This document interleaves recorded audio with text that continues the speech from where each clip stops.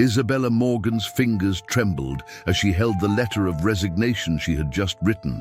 The words, blurred by the tears that insisted on falling, seemed to scream everything she couldn't say out loud.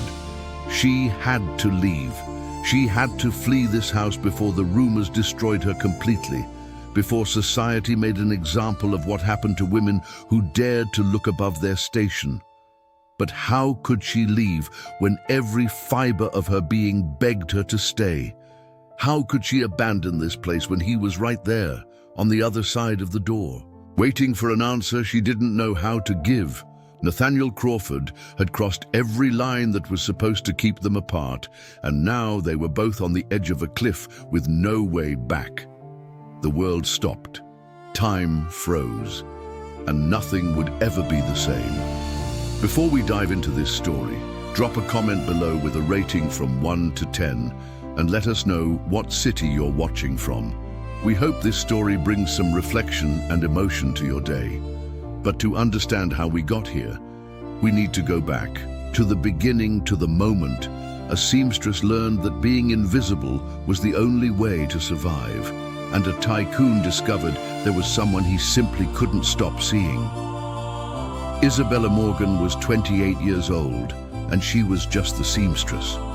At least that's how everyone in that house saw her when they bothered to see her at all. A discreet, almost invisible presence, responsible for altering silk gowns, re-hemming full skirts, and softening expensive fabrics that would never belong to her. Her hands were delicate and precise, accustomed to transforming loose threads into pure elegance, to creating beauty from nothing. Her slender, nimble fingers knew every type of fabric, every stitch, every secret that separated a common dress from a work of art. Her face was beautiful in a serene, natural way that required no adornment to shine. Her light brown eyes were the color of sun-warmed honey, framed by long, dark lashes that cast delicate shadows on her cheekbones when she lowered her gaze to her work. Her hair was a rich brown with golden highlights, always tied back in a practical braid that fell down her back, a few rebellious strands escaping to frame her oval face. Her skin had the tone of a ripe peach, smooth and unblemished, and her pink lips were shaped in a way that seemed permanently on the verge of a smile, even when she wasn't smiling. It was the kind of beauty that grew the more one looked, revealing layers of grace that went unnoticed by hurried glances. But seamstresses were not meant to be noticed. Isabella had learned this lesson early, as a young girl helping her mother in their makeshift workshop in the back of their home. Working for high society demanded absolute restraint, unwavering discretion, and the ability to disappear when necessary. She had mastered this art to perfection, becoming part of the furniture, as present as a chair and as ignored as a vase of flowers in the corner of the room. Isabella had something essential to lose, the quiet dignity she had built, brick by brick, in a world where women like her learned early not to expect anything beyond their own hard work. Her mother had died when she was 17, leaving her with only her skill with a needle and thread, and the bitter wisdom that dreams were a luxury poor people couldn't afford. Since then, Isabella had worked tirelessly, building a reputation for excellence that guaranteed her steady work in the finest homes in the area. It wasn't much, but it was hers. It was honest. It was safe. Was it possible to want more than safety? Was it possible to dream when dreams were as dangerous as poison? The Crawford estate was the largest and most imposing in Newport, a majestic mansion of pale stone with gardens that stretched as far as the eye could see. Isabella had been working there for 6 months, initially hired to prepare the trousseau for Mr. Crawford's younger sister, who was to be married in the spring. The work was extensive and detailed, requiring her presence almost daily in one of the rooms set aside for sewing and alterations. It was there, in that room filled with fabrics and colorful threads, that it all began. Nathaniel Crawford was 34 years old and was everything Isabella was not. and everything she should never desire.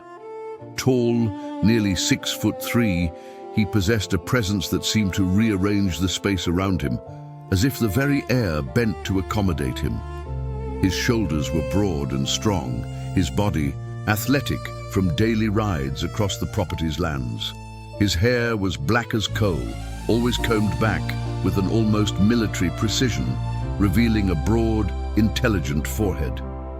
His face was angular, with a strong jaw and pronounced cheekbones, and there was a thin scar that cut through his left eyebrow, a memento of some childhood accident he never mentioned.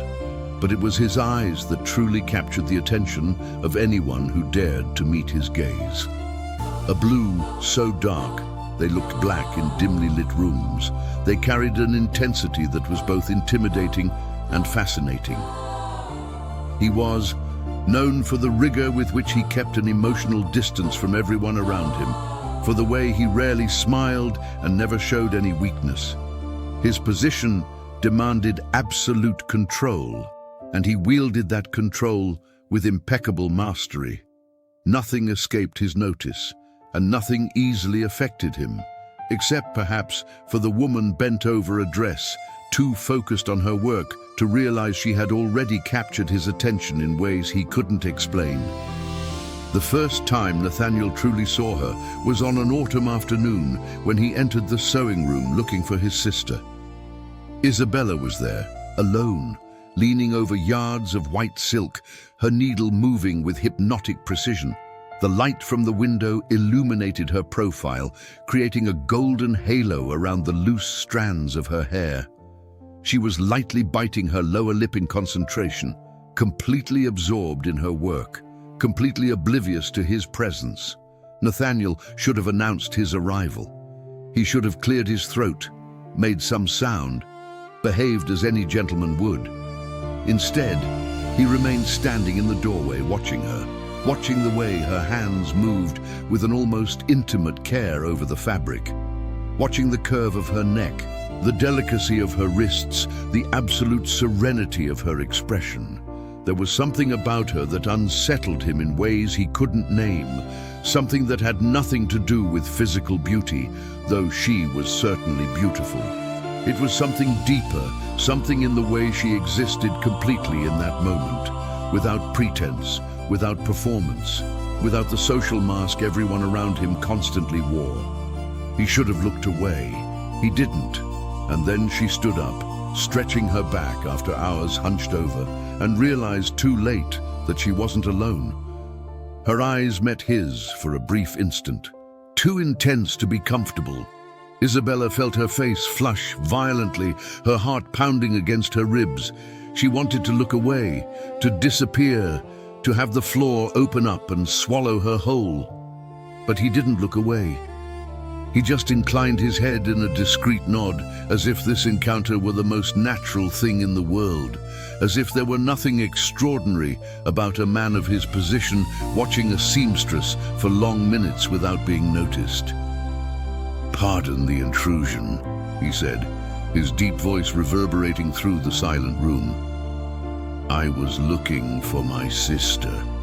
"Miss Eleanor is in the garden, sir," Isabella replied, her voice steadier than she expected. "She asked me to continue the work in her absence." He nodded but didn't move.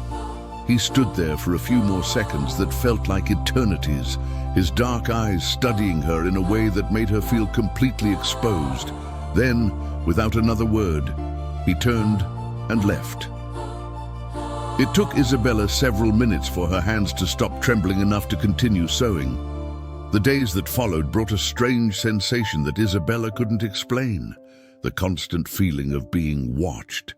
Not in an invasive or threatening way, but it was there. When she was sewing, focused on her stitches, she would feel the hairs on the back of her neck stand up.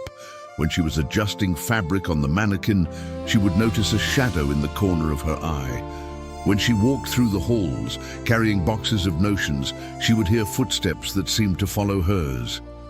Gradually, she realized that Mr. Crawford was finding reasons to be nearby. He passed by the sewing room's hallway more often than any logical route would justify. He would come in to check on something he could have easily asked any servant. He would remain in the adjoining library for hours, supposedly reading, though Isabella could feel his gaze through the half-open door. Always respectful, always maintaining a proper distance, but too attentive to be a coincidence. What did it mean? What could a man like him want with a woman like her? The answers her mind suggested made her blush with shame and fear. Powerful men didn't watch servants out of respectable interest. Powerful men wanted things that women like her couldn't give without losing everything they had built. But there was something different in the way he looked at her. Something that didn't seem predatory or calculating. It seemed like curiosity. It seemed like genuine interest. And that disturbed her even more than if he had simply desired her, as so many others had desired women in her position. Nathaniel, for his part, began to realize the risk he was running. He realized he was behaving irrationally, that he was risking his reputation and hers for something he couldn't even define. Isabella was not part of his world. She shouldn't be occupying his thoughts during sleepless nights. She shouldn't be the first person he looked for when he entered any room. Still, he began to anticipate the moments when she would be working. He rearranged his schedule to create coincidences that were not coincidences. He became an expert at finding pretexts to be where she was. The second significant change occurred on a rainy afternoon, when he entered the sewing room and for the first time addressed her directly. Not to give orders, not to make demands, but to ask her opinion. "Miss Morgan," he said, and the sound of her name on his lips made her shiver. "I need your professional opinion." Isabella looked up, surprised. "Of course, sir." He was holding a dark blue velvet waistcoat, part of his formal attire. "The embroidery seems worn. Is it worth restoring, or would it be better to commission a new one?" It was a simple, practical question that could have been asked of any servant in the house. But he had asked her. He had asked for her opinion as if it mattered, as if her knowledge had value. Isabella examined the waistcoat with a professional eye, her fingers tracing the worn embroidery. "The base fabric is still in excellent condition," she observed. "The embroidery can be redone. It would look good as new, sir, perhaps even better than the original if you use higher quality thread." "Could you do this work?" "I could, yes. It would take about a week." He nodded, an almost imperceptible trace of something like satisfaction crossing his stern face. "Then it's in your hands, Miss Morgan. I trust your judgment." When he left, Isabella realized her hands were trembling again. But this time, it wasn't just fear. It was something more complex, more dangerous. It was the feeling of having been seen as someone whose voice mattered. Not as an employee, not as a decorative accessory, as a woman, as a person. That destabilized her more than any explicit flirtation ever could have. The weeks passed like leaves carried by the autumn wind, and with them, something grew between Isabella and Nathaniel. Something neither of them named, something they both pretended not to notice. But that filled every silence, every glance, every moment they were in the same room. Brief conversations became longer. He began to find more reasons to ask for her opinion, not just about sewing, but about colors, fabrics, details that clearly didn't interest him as much as the opportunity to talk to her. Isabella discovered he had a dry wit that surprised her, a sharp intelligence that challenged her, and a kindness hidden beneath layers of formality that moved her. Nathaniel discovered she was much more than skilled hands with a needle and thread. He discovered she was a voracious reader of any book she could get her hands on, that she had firm opinions on politics and society that surprised him, and that she possessed a quiet courage built over years of adversity that he deeply admired. The silences between them became charged with meaning. When their eyes met across the room, something passed between them that needed no words. When their hands accidentally brushed while passing a piece of fabric, they both pretended not to feel the electric current that shot through them. Was it possible to resist something so powerful? Was it possible to ignore what was growing between them simply because the world said it was wrong? Nathaniel, in a rare moment of honesty, revealed the weight of his position. They were alone in the sewing room, the rain lashing against the windows, creating a cocoon of intimacy that should have frightened them, but only drew them closer. "Have you ever wondered," he said, his voice lower than usual, "what it would be like to live a life you actually chose, instead of one decided for you by others before you were even born?" Isabella watched him, noticing the vulnerability he rarely showed. "Every day, sir. I wonder that every single day." "Nathaniel," he corrected, and the weight of that permission was not lost on either of them. "When we're alone, you can call me by my name." "That wouldn't be proper, sir." "Nothing about this situation is proper, Miss Morgan, but it's happening all the same." Isabella felt her heart race. "What exactly is happening, sir?" He looked at her for a long moment, his dark blue eyes revealing more than his words ever had. "Something I should have stopped a long time ago, something I no longer know how to stop. And if I asked you to stop, I would, immediately. Just say the word." She should say it.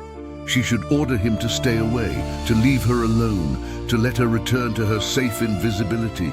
But the words wouldn't come. The words wouldn't come because she didn't want it to stop either. "I can't," she confessed, her voice barely a whisper. "God help me, but I can't say it." The story's antagonist began to take shape with increasing clarity. The rigid social hierarchy that separated worlds and condemned inconvenient feelings. A man of his standing did not get involved with a seamstress. A seamstress did not dream of a tycoon. This rule didn't need to be spoken aloud.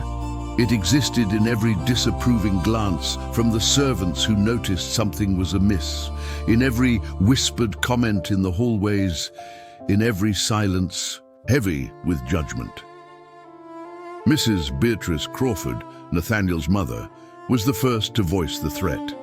At 60, she was a woman with a cold gaze and inflexible standards, a fierce guardian of the family's reputation. "I'm noticing something concerning, Nathaniel," she said during a formal dinner. "Comments about your excessive attention to the seamstress." "I don't know what you're talking about, Mother." "Yes, you do, and you will stop it immediately. You will not destroy generations of respect for a passing distraction." But he didn't stop. He couldn't stop. And the rumors continued to grow, fueled by prying eyes and malicious tongues. Isabella felt the weight of these rumors like stones on her shoulders. She heard the whispers as she passed. She noticed the scornful looks from the other maids. She knew that her reputation, so hard won, was being slowly destroyed. The turning point came when she realized she had to choose. Choose between leaving before it was too late or staying and facing the consequences of feelings she shouldn't have. "I have to leave," she told Nathaniel one night when they found themselves alone in the library. Tears streamed freely down her face. "Before they destroy me completely. Before they destroy you too." His expression changed in a way she had never seen. The mask of control cracked, revealing something raw and desperate underneath. "No," he said, his voice hoarse. "I won't allow it. You don't have a choice. I don't have a choice. We are who we are." "And who are we, Isabella?" he asked, and the sound of her name on his lips, without formality, without distance, made her sob. "A title I didn't ask for? A position I didn't choose? Is that all I am?" "You are a Crawford, and I am just a seamstress." "You were never just anything." He moved closer, stopping so near she could feel the warmth of his body, the scent of sandalwood and leather that always clung to him. I've been watching you for months, he confessed. Long before any conscious intention, long before I understood what was happening. And now I can't pretend to be indifferent anymore. I don't want to pretend. And what do you want? You. I want you, Isabella. Not as a shameful secret, not as a passing distraction. I want the woman who sees me beyond the title, who treats me like a man, and not a social position. The world will never accept it, she whispered. Then the world will have to learn to accept it. When he kissed her for the first time, the world truly seemed to stop. The kiss was gentle at first, a silent question she answered without hesitation. Then it deepened, filled with months of restrained desire, of stolen glances, of accidental touches that weren't so accidental. His hands found her waist, pulling her closer, and hers rose to his neck, her fingers tangling in the hair at his nape. It was wrong. It was dangerous. It was everything they had both promised to avoid. It was also the truest thing either of them had ever felt. The storm that followed was exactly as Isabella had feared. Mrs. Crawford found out about the kiss from a gossiping maid, and the confrontation was violent. Shouts echoed through the mansion's halls, ultimatums were given, threats were made. Either that seamstress leaves this house immediately, the matriarch declared, or I will throw her out onto the street with nothing but the clothes on her back. Isabella packed her bags that same night. Her hands trembled as she folded her few belongings, tears blurring her vision. This was how it ended. This was how it always ended for women like her. She had been a fool to believe it could be any different. But when she came down the stairs with her worn suitcase, she found Nathaniel waiting in the grand hall. His expression was one of absolute determination, his jaw tight, his dark eyes blazing with something she had never seen before. "What are you doing here?" she asked. "Making a decision I should have made a long time ago." Before she could answer, he turned to his mother, who was watching the scene from the top of the staircase with an expression of controlled fury.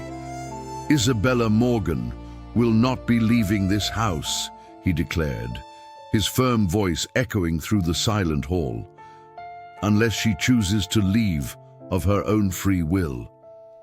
"Nathaniel, have you lost your mind?" "No, Mother. For the first time, I am perfectly sane. I have spent my entire life doing what was expected, choosing what was appropriate, being the perfect heir everyone wanted. But I will not choose my wife based on the expectations of others." The silence that followed was absolute. Isabella felt her blood run cold. Wife. He had said wife. "Wife?" Mrs. Crawford repeated, her voice dangerously low. "You intend to marry a seamstress?" "I intend to marry the woman I love. The fact that she is a seamstress is irrelevant.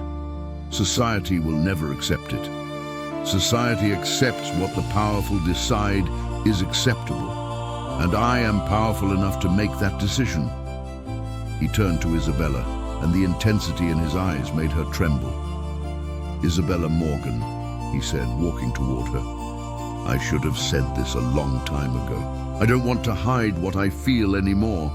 I don't want to pretend I watch you by coincidence, that I'm only interested in your work. I love you.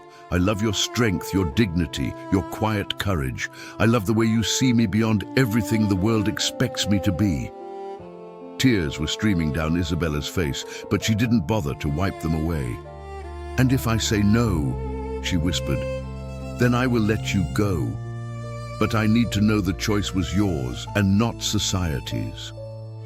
She looked at him, at this man who was willing to defy his entire world for her. She thought of everything she had to lose. She thought of everything she had to gain. She thought of the safe, invisible life she could have and the uncertain but true life he was offering. "Yes," she said, her voice firm despite the tears. "Yes, Nathaniel, my answer is yes." The wedding took place 3 months later, in a ceremony that society had initially planned to boycott. But when the day came, curiosity won out over prejudice. and the small chapel was filled with faces that ranged from shocked to fascinated. Isabella wore a dress she had sewn herself, simple yet elegant, of white silk with delicate embroidery that told her story in every stitch. Her hair was down in public for the first time, falling in golden waves over her shoulders. As she walked down the aisle, there was no shame in her step, only dignity. Nathaniel waited for her with a smile that few had ever seen on his stern face, a smile of genuine happiness, of conscious choice, of a love that refused to be contained by social conventions. The years passed like pages turning in a book whose ending was more beautiful than anyone had dared to imagine. Mrs. Crawford, faced with her son's obvious happiness, gradually softened her opposition. Society, realizing that the great Nathaniel Crawford would not be swayed, slowly came to accept the new Mrs. Crawford. Isabella never had to deny her origins. She continued to sew, not out of necessity, but for the love of her craft. The gowns created by her hands became famous throughout the region, sought after by the very women who had once scorned her. 2 children came to complete their family, a boy with his father's blue eyes and his mother's quiet kindness. A girl with Isabella's golden hair and Nathaniel's unwavering determination. One autumn afternoon, many years after that first meeting in the sewing room, Isabella was sitting in her private parlor, working on an elaborate piece of embroidery. The light from the window illuminated her face in the same way it had on that distant day. A few silver strands, now mixed with her golden curls, and soft lines marked the corners of her eyes, but her serene beauty remained untouched. Nathaniel entered silently, just as he had all those years ago. He stopped at the door, watching her with the same fascination as the very first day. "Still watching me?" she said without looking up, a smile playing on her lips. "Still can't stop," he replied. She finally looked at him, and the love in her eyes was the same as ever, matured by time but not diminished by it. "Do you ever regret it?" she asked, a question she rarely voiced, but that still visited her on quiet nights. Nathaniel walked over to her, kneeling beside her, just as he had on the day he asked for her hand. "Not for a single second," he answered. "You gave me the one thing my name could never buy, a real life, a real love." She touched his face, her fingers tracing the lines that time had etched there, each one a testament to the years they had shared. "Sometimes I think," she said softly, "about how different it would have been if I had left that night, if I had chosen safety over risk. And what do you conclude? That some stories really do begin behind the scenes," she smiled, "and end with everyone watching." He kissed her softly, the kind of kiss that doesn't need desperate passion because it has the certainty of a forever. "Sometimes," he murmured against her lips, "all it takes to change a destiny is to be seen by the one person who was never supposed to look." And there, in that room bathed in the golden light of autumn, 2 souls the world had tried to keep apart silently celebrated the life they had built together, a life that proved that true love knows no hierarchy, respects no conventions, and does not bow to expectations. A life that had begun with stolen glances and trembling hands and had become something stronger than any title or social position could ever be. Hey everyone, we hope this story touched your heart. If you were moved, give this video a like, subscribe to the channel, and let us know in the comments what part of the story touched you the most. We bring you real stories every day, full of emotion and humanity. Your voice is part of this community.